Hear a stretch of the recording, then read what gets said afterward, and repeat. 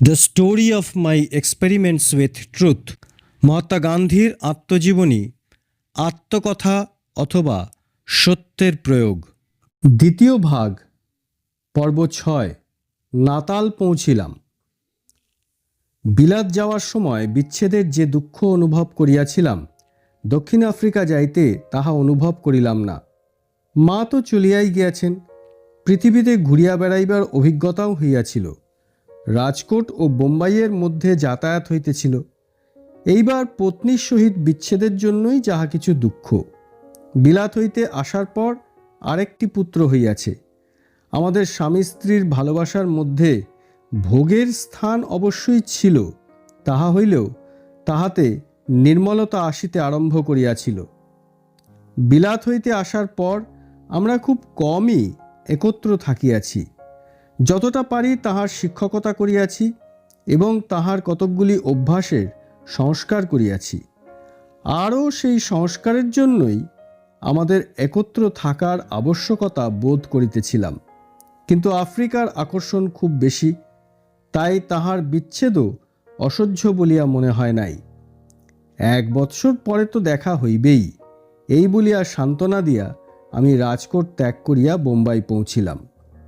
কথা ছিল দাদা আবদুল্লার বোম্বাই এজেন্ট আমার টিকিট কিনিয়া দিবেন, কিন্তু স্টিমারে কেবিন খালি পাওয়া গেল না। যদি এখন না যাইতে পারি তবে 1 মাস আমাকে বোম্বাইয়ে বৃথা বসিয়া থাকিতে হয়। এজেন্ট বলিলেন, আমি তো অনেক চেষ্টা করিয়াও ফার্স্ট ক্লাসের টিকিট কিনিতে পারিলাম না। ডেকে যান তো টিকিট পাওয়া যায়। খাওয়ার ব্যবস্থা সেলুনে হইতে পারিবে। এই সময় আমি ফার্স্ট ক্লাসে চড়িতাম।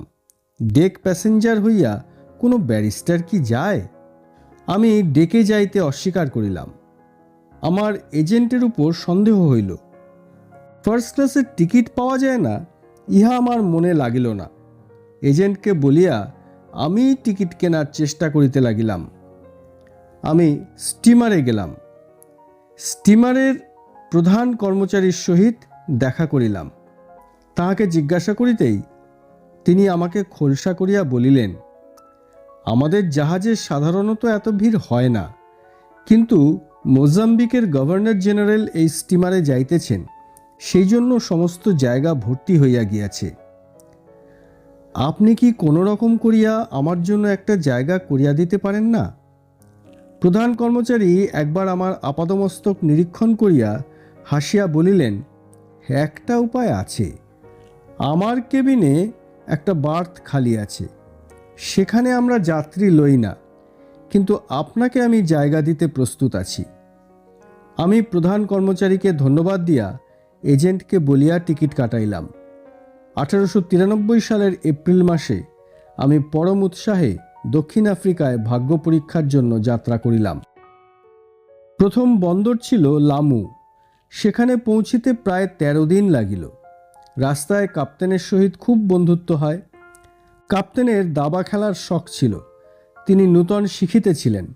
তাহার চাইতেও নূতন লোকের সহিত খেলিতে তাহার শখ গেল। তিনি আমাকে খেলিতে ডাকিলেন। আমি দাবা কখনো খেলি নাই।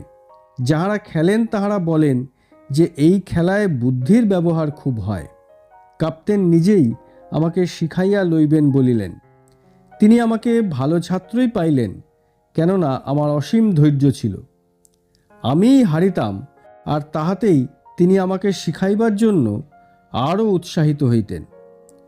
আমার দাবা খেলা ভালো লাগিল, কিন্তু এই শখ স্টিমারে থাকা পর্যন্তই ছিল। খেলার জ্ঞানও গুটিগুলির চাল শেখার উপরে উঠে নাই। লামু বন্দরে আসিলাম। সেখানে স্টিমার 3-4 ঘন্টা থামে। আমি বন্দর দেখিতে নিচে নামিলাম। কাপ্তেনও নামিয়াছিলেন। তিনি আমাকে সাবধান করিয়া বলিলেন যে এখানকার বন্দরের অবস্থার উপর নির্ভর করা যায় না, শীঘ্রই ফিরিবেন। জায়গাটা একেবারেই ছোট। পোস্ট অফিসে গেলাম, সেখানে ভারতবাসী কেরানি দেখিতে পাইলাম। দেখিয়া আনন্দ হইল। তাহাদের সহিত কথাবার্তা বলিলাম। হাবশিদের সাক্ষাৎ পাইলাম। তাহাদের চালচলন দেখিয়া ভালো লাগিল। সেখানে কতকটা সময় গেল। কতকগুলি ডেকের যাত্রী আমার পরিচিত ছিল।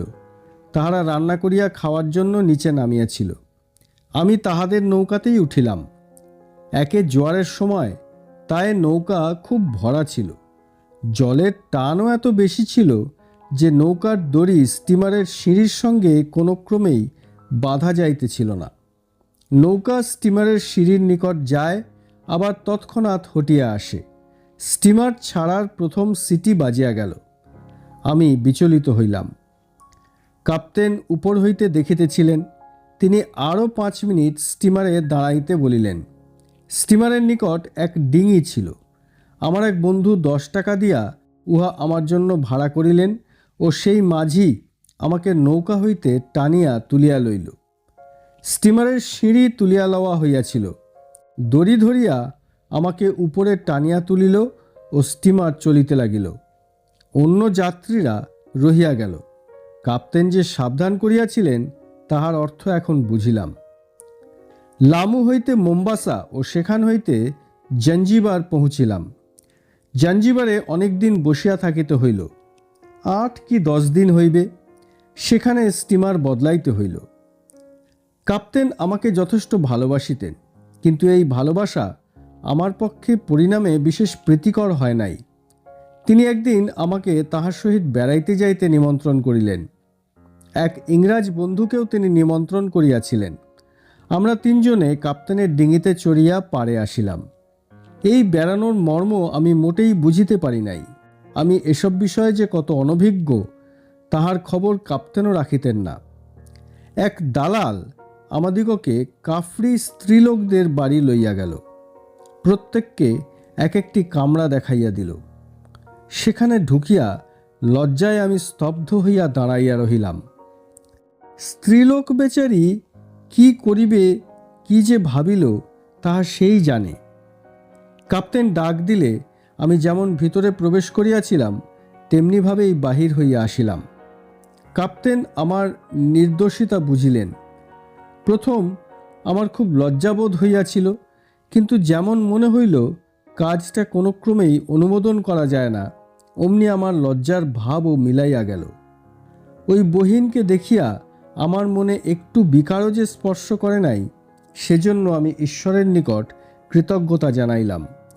রমণীটির ঘরে প্রবেশ করিবার অনুরোধ যে অস্বীকার করিতে পারি নাই, সেই দুর্বলতার জন্য বরং আমার গ্লানি উপস্থিত হইল। এই ধরনের পরীক্ষা আমার জীবনে এই 3য়বার। কত যুবক প্রথমে নির্দোষ থাকিয়াও মিথ্যা লজ্জায় দোষের ভিতর ডুবিয়া যায়। আমার বাঁচা আমার নিজের শক্তিতে হয় নাই। যদি আমি কামরায় প্রবেশ করিতে দৃঢ়ভাবে অস্বীকার করিতাম, তবে উহা আমার কৃতিত্ব বলা যাইত। আমাকে কেবল ঈশ্বরই বাঁচাইয়াছিলেন। এই ঘটনা হইতে ঈশ্বরের উপর আমার আস্থা বাড়িল এবং মিথ্যা লজ্জা ত্যাগ করার কতকটা শিক্ষা হইল। জাঞ্জিবারে 1 সপ্তাহ কাটাইতে হইল। সেই জন্য আমি একটা ঘর ভাড়া লইয়া শহরেই থাকিলাম। শহর খুব ঘুরিয়া ফিরিয়া দেখিলাম। জাঞ্জিবারের নিবিড় বৃক্ষলতাদির ধারণা আমাদের দেশে এক মালাবারেই হইতে পারে। সেখানকার বিশাল গাছ ও ফলগুলির আকৃতি দেখিয়া আশ্চর্য হইয়া গেলাম। জাঞ্জিবার হইতে মোজাম্বিক ও সেখান হইতে নাতালে মে মাসের প্রায় শেষের দিকে পৌঁছিলাম।